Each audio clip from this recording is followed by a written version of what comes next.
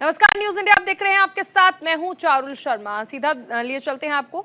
उत्तराखंड के मुख्यमंत्री पुष्कर सिंह धामी इस वक्त क्या रहे हैं।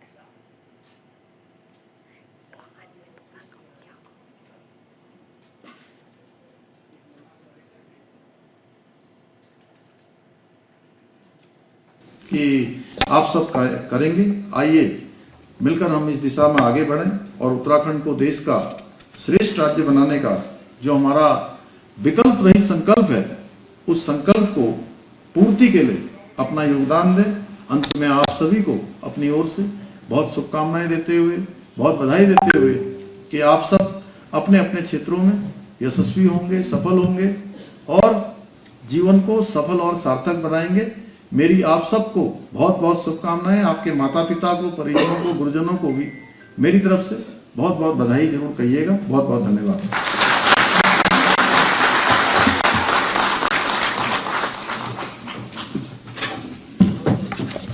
आप सूबे के मुखिया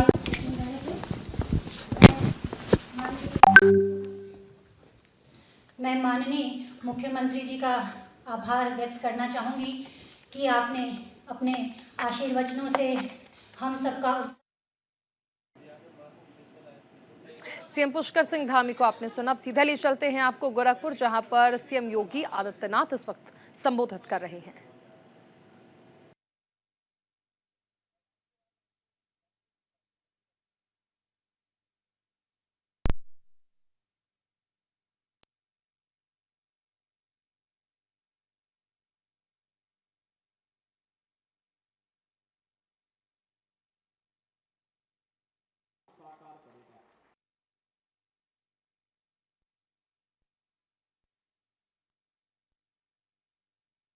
हर व्यक्ति की प्रति व्यक्ति आय बढ़ेगी, सुविधाएं बढ़ेंगी, भारत सक्षम होगा और भारत का कोई दुश्मन भारत को आंखें नहीं दिखा पाएगा। जो आंखें दिखाएगा तो समय समय पे सरकार के जो पत्र आते हैं, जो जियो जारी होते हैं, अगर प्रिंसिपल भी, प्रबंधक भी, अन्य लोग भी उन जियो को पढ़ करके और उसके अनुरूप अपने संस्थान को बनाने का कार्य करेंगे, उसका बड़ा लाभ आपको भी प्राप्त होगा, विद्यार्थियों को प्राप्त होगा, शिक्षा जगत को प्राप्त होगा। और शिक्षा के बगैर किसी देश का कल्याण नहीं हो सकता, किसी समाज का उन्नयन नहीं हो सकता। शिक्षा मूल है, विकास की धुरी है, इसके बगैर कोई आगे नहीं बढ़ सकता।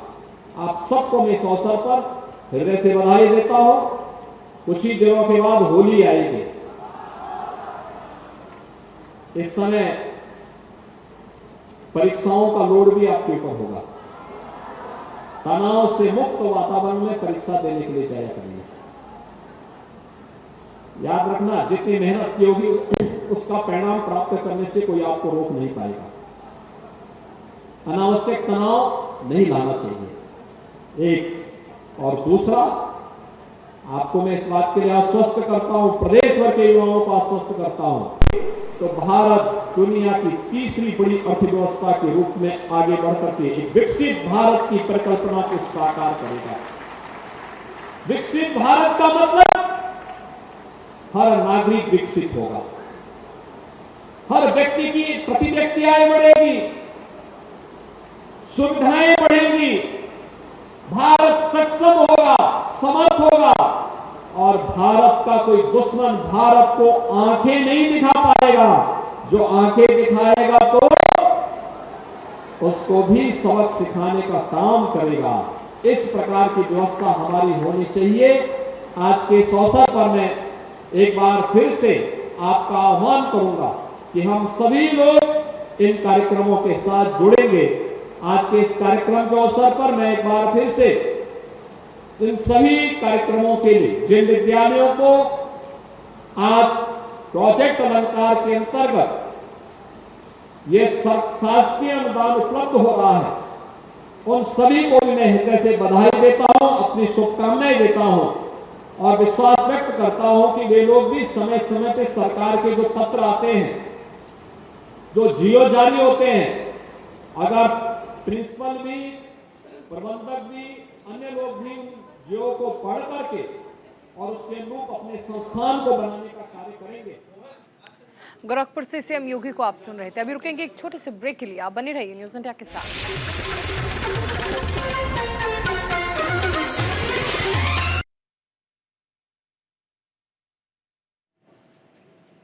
ब्रेक के बाद स्वागत है आपका। दिल्ली में केंद्रीय कैबिनेट की बैठक लगातार जारी है। लोकसभा चुनाव से पहले मंत्री परिषद की ये आखिरी मीटिंग है। बड़ी खबर, बैठक में पीएम मोदी, गृह मंत्री अमित शाह मौजूद हैं। बैठक में कई अहम फैसले लिए जा सकते हैं। लोकसभा चुनाव से पहले मंत्री परिषद की ये आखिरी बैठक है, क्योंकि देखिए मार्च में संभावनाएं हैं कि चुनाव की तारीखों का ऐलान हो जाएगा और उससे पहले पार्टियां अपनी तमाम रणनीतियां बना रही हैं। मंत्री परिषद की ये आखिरी बैठक लोकसभा चुनाव से पहले हो रही है और इसमें प्रधानमंत्री नरेंद्र मोदी, गृह मंत्री अमित शाह, बीजेपी अध्यक्ष, तमाम लोग मौजूद हैं। कई अहम फैसले देखिए इस बैठक में लिए जा सकते हैं। बैठक लगातार जारी है। इस वक्त दिल्ली में ये बैठक चल रही है और खासकर देखिए लोकसभा चुनाव होने हैं, उससे पहले ये आखिरी मंत्री परिषद की बैठक।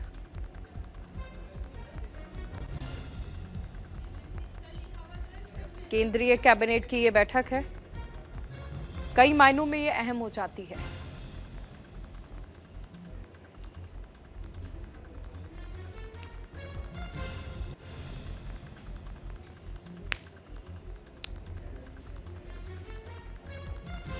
तो दिल्ली में केंद्रीय कैबिनेट की बैठक जारी है और लोकसभा चुनाव से पहले ये बैठक हो रही है, इस लिहाज से ये और ज्यादा अहम हो जाती है।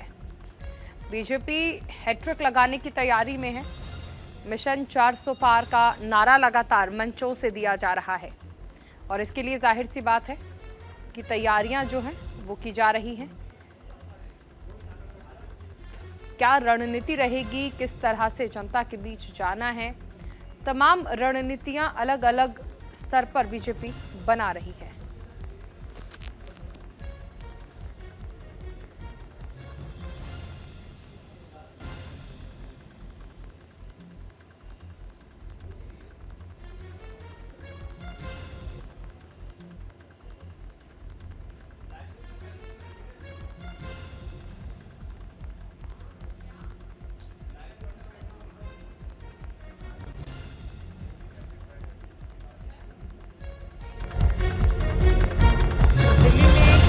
कैबिनेट की ये बैठक चल रही है जिसमें खुद प्रधानमंत्री नरेंद्र मोदी मौजूद हैं।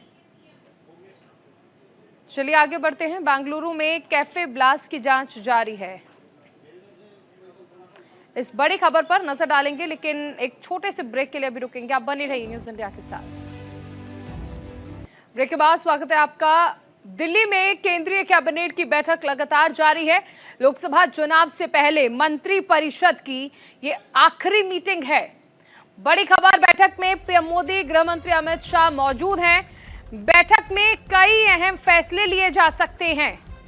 लोकसभा चुनाव से पहले मंत्री परिषद की ये आखिरी बैठक है, क्योंकि देखिए मार्च में संभावनाएं हैं कि चुनाव की तारीखों का ऐलान हो जाएगा और उससे पहले पार्टियां अपनी तमाम रणनीतियां बना रही हैं। मंत्री परिषद की ये आखिरी बैठक लोकसभा चुनाव से पहले हो रही है और इसमें प्रधानमंत्री नरेंद्र मोदी, गृह मंत्री अमित शाह, बीजेपी अध्यक्ष, तमाम लोग मौजूद हैं। कई अहम फैसले देखिए इस बैठक में लिए जा सकते हैं। बैठक लगातार जारी है। इस वक्त दिल्ली में ये बैठक चल रही है और खासकर देखिए लोकसभा चुनाव होने हैं, उससे पहले ये आखिरी मंत्री परिषद की बैठक।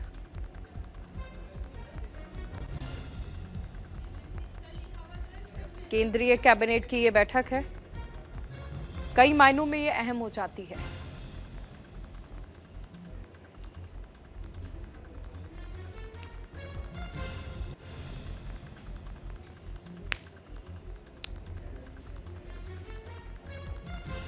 तो दिल्ली में केंद्रीय कैबिनेट की बैठक जारी है और लोकसभा चुनाव से पहले ये बैठक हो रही है, इस लिहाज से ये और ज्यादा अहम हो जाती है। बीजेपी हैट्रिक लगाने की तैयारी में है। मिशन 400 पार का नारा लगातार मंचों से दिया जा रहा है और इसके लिए जाहिर सी बात है कि तैयारियां जो हैं वो की जा रही हैं। क्या रणनीति रहेगी, किस तरह से जनता के बीच जाना है, तमाम रणनीतियां अलग अलग स्तर पर बीजेपी बना रही है।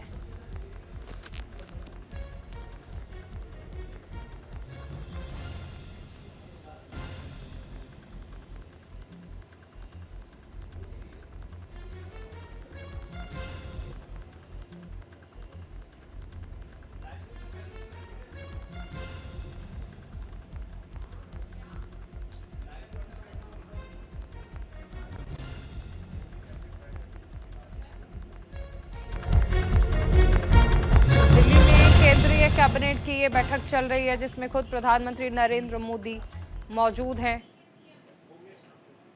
चलिए आगे बढ़ते हैं। बेंगलुरु में कैफे ब्लास्ट की जांच जारी है। इस बड़ी खबर पर नजर डालेंगे, लेकिन एक छोटे से ब्रेक के लिए अभी रुकेंगे। आप बने रहिए न्यूज़ इंडिया के साथ।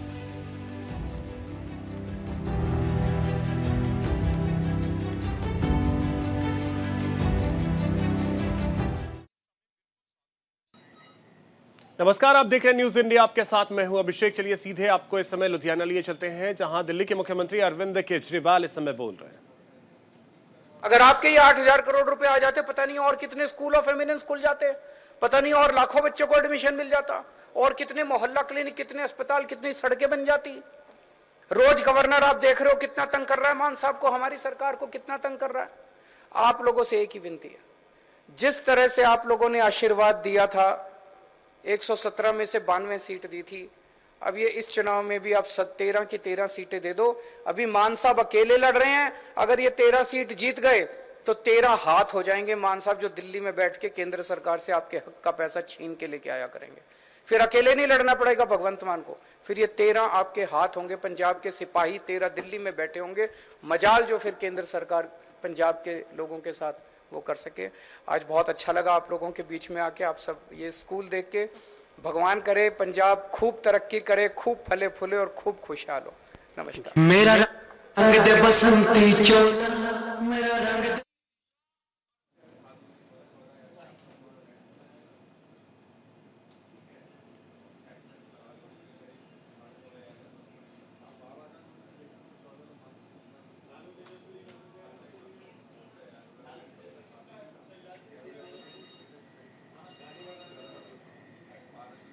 और चलिए अब रुक करते हैं अगली खबर की ओर। बीजेपी की यादव वोट बैंक में सेंधमारी की बड़ी तैयारी है। लखनऊ में यादव कुंभ का आयोजन किया जा रहा है। यादव समाज के दिग्गजों को यहां आमंत्रित किया गया है। मध्य प्रदेश के सीएम मोहन यादव भी इसमें शामिल होंगे। तो ये बड़ी जानकारी आपको लखनऊ से दे रहे हैं, जहां यादव कुंभ का आयोजन किया जा रहा है। और आपको बता दें कि यादव समाज के दिग्गजों को यहां आमंत्रित किया गया है। साथ ही मध्य प्रदेश के मुख्यमंत्री मोहन यादव भी इस कार्यक्रम में शामिल होने के लिए लखनऊ पहुंचे हैं। तो ये देखिए, यादव महाकुंभ का आयोजन लखनऊ में किया जा रहा है। मध्य प्रदेश के मुख्यमंत्री भी इस कार्यक्रम में शामिल होने के लिए लखनऊ पहुंचे हैं। तो यादव वोट बैंक में सेंधमारी की बड़ी तैयारी है।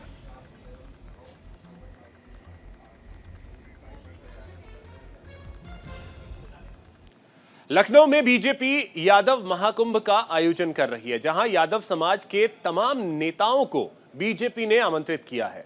इसी को लेकर हमारे संवाददाता नीरज मिश्रा ने सुभाष यदुवंशी से खास बातचीत की है, आपको सुनवाते हैं। 2024 लोकसभा चुनाव की तैयारी कर रही हैं। उत्तर प्रदेश में यादव वोट बैंक एक बहुत महत्वपूर्ण माना जाता है और आज लखनऊ में भारतीय जनता पार्टी यादव महाकुंभ का आयोजन कर रही है और तमाम बड़े नेता यहां पर शामिल होने आ रहे हैं। मध्य प्रदेश के मुख्यमंत्री मोहन यादव भी आ रहे हैं। हमारे साथ बात करने के लिए हैं भारतीय जनता पार्टी के वरिष्ठ नेता सुभाष यदुवंशी। सर, आज यादव महाकुंभ हो रहा है, क्या लग रहा है कि सेंधमारी की जा रही है समाजवादी पार्टी के जो वोट बैंक है? नहीं, पहले तो आप ऐसे समझिए कि जब से भारतीय जनता पार्टी के केंद्रीय नेतृत्व, माननीय प्रधानमंत्री जी के नेतृत्व में मोहन यादव जी को मुख्यमंत्री बनाने का काम किया है, तब से समाज के लोग अलग अलग जगह पूरे देश में उनके बीच में हर्ष का वातावरण है। ऐसे ही समाज के लोगों के द्वारा एक यादव महाकुंभ का आयोजन किया है, जिसमें माननीय मुख्यमंत्री श्री मोहन यादव जी शिरकत करेंगे। उसके बाद वहां से चल करके वो भारतीय जनता पार्टी कार्यालय आएंगे, जहां पर आज आप कह रहे हैं कि गाय काटने वाले लोग कौन है? ये गाय काटने वाले लोग आप नहीं जानते क्या कि गाय काटने वालों के साथ कौन खड़ा रहता है? गाय काटने वाले कौन है और उनको संरक्षण देने का काम अखिलेश यादव करते हैं, ये तो पूरा समाज जानता है। कौन नहीं जानता इस बात को? आप ही लोग कवर करते हैं।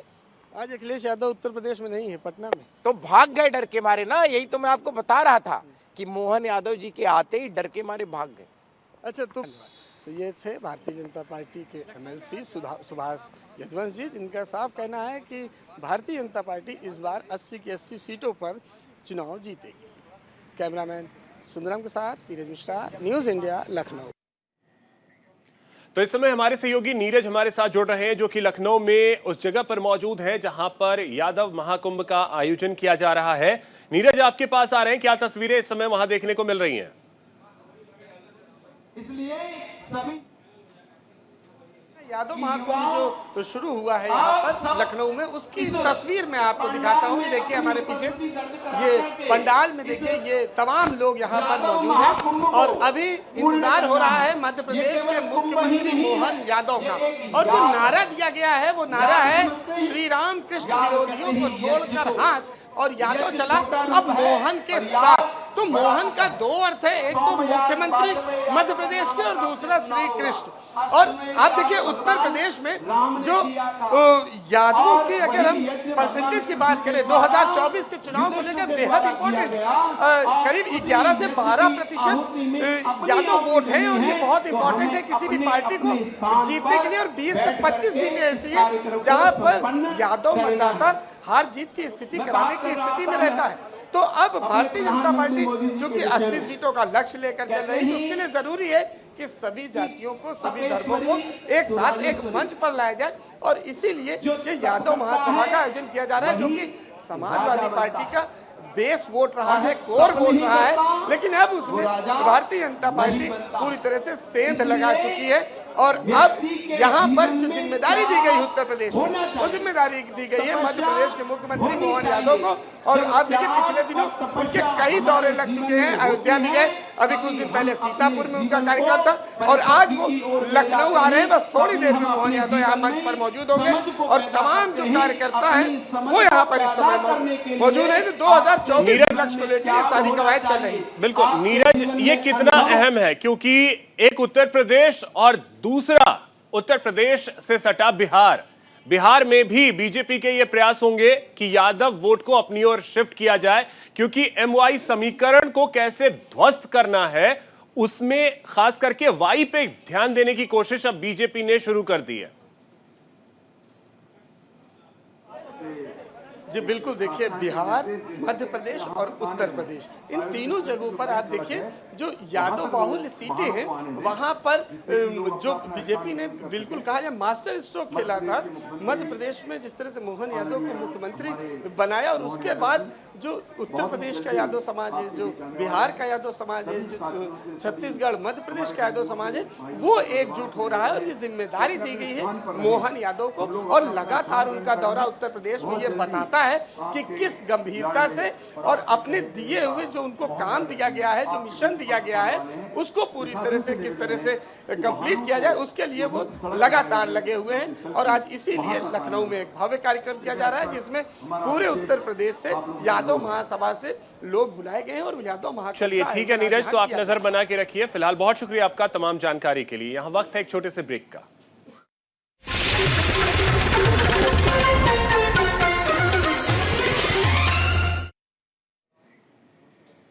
ब्रेक के बाद एक बार फिर से आप सभी का स्वागत है। तो रुख करते हैं अगली खबर की ओर। बात करेंगे उत्तर भारत में मौसम के बदले मिजाज की। आपको बता दें कि उत्तर भारत में बारिश के साथ ही कई शहरों में ओले पड़े हैं। हरिद्वार, लक्सर, कानपुर, मुजफ्फरनगर में ओले पड़े।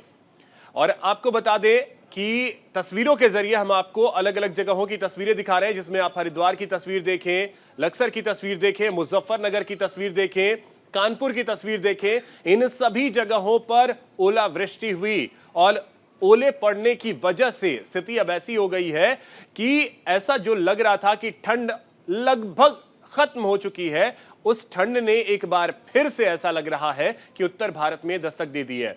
क्योंकि पहाड़ी इलाकों की अगर बात कर ली जाए, पहाड़ी राज्यों की बात कर ली जाए, तो वहां पर लगातार बर्फबारी और बारिश का जो दौर है वो जारी है। और बारिश की वजह से स्थिति अब अगर कहें तो उत्तर भारत में जो मैदानी इलाके हैं वहां बर्फबारी की स्थिति, वहां पे ओले गिरने की स्थिति जो है वो बनी हुई है।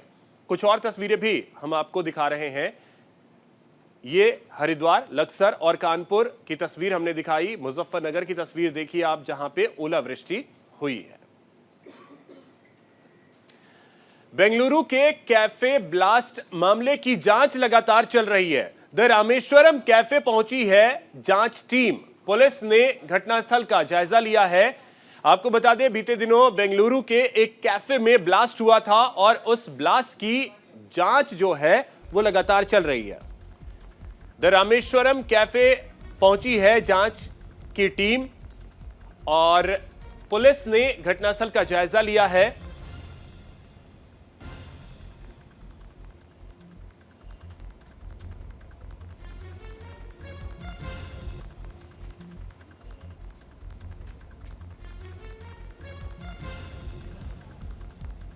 कि देखिए, कैफे में जो ब्लास्ट हुआ था बेंगलुरु में, उस ब्लास्ट मामले की जांच लगातार चल रही है। पुलिस की टीम घटनास्थल पर पहुंची, पुलिस ने घटनास्थल का जायजा लिया। साथ ही जो जांच की टीम है वो भी कैफे पहुंची और जांच में लगातार ये टीम जुटी हुई है।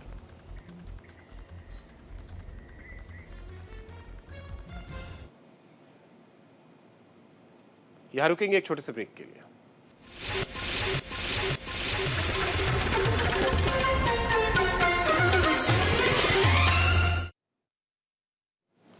ब्रेक के बाद एक बार फिर से आप सभी का स्वागत है। बड़ी खबर आपको बता दें दिल्ली से, जहां पर एक भीषण सड़क हादसा सामने आया है।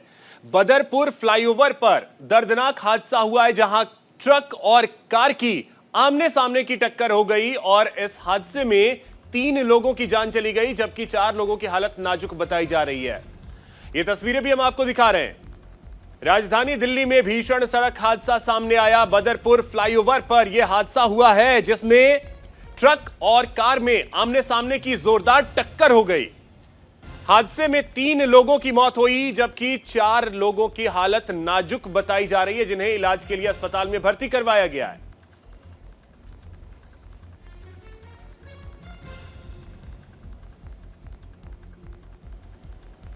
तो दिल्ली के बदरपुर में यह दर्दनाक हादसा, जहां ट्रक और कार की आमने सामने की जोरदार टक्कर हो गई और इस हादसे में 3 लोगों की जान चली गई, जबकि 4 लोग इसमें घायल हुए हैं, जिनकी हालत नाजुक बताई जा रही है, जिन्हें इलाज के लिए अस्पताल में भर्ती करवाया गया है।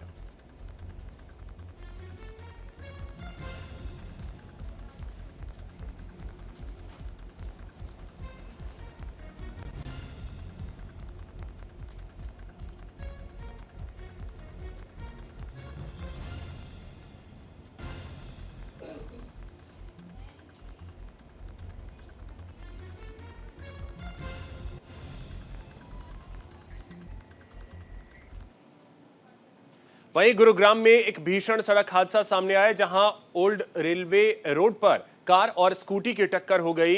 हादसे में स्कूटी सवार बुजुर्ग की मौत हो गई है, जबकि एक व्यक्ति इसमें घायल हुआ है। इस हादसे का सीसीटीवी फुटेज भी सामने आया है और आपको बता दें कि फुटेज में साफ तौर पर देखा जा सकता है कि कैसे एक स्कूटी सवार जो है वो रोड को क्रॉस करने की कोशिश करता है। तेज रफ्तार कार स्कूटी को टक्कर मारती है और इस हादसे में एक बुजुर्ग की मौत हो गई, जबकि एक ये तस्वीरें आप देख सकते हैं, ये सीसीटीवी फुटेज जहां स्कूटी सवार बुजुर्ग की इस हादसे में मौत हुई है। ओल्ड रेलवे रोड पर यह हादसा हुआ है। ये तस्वीरें हम आपको दिखा रहे हैं, ये सीसीटीवी फुटेज। ये देखिए, तेज रफ्तार कार अचानक से स्कूटी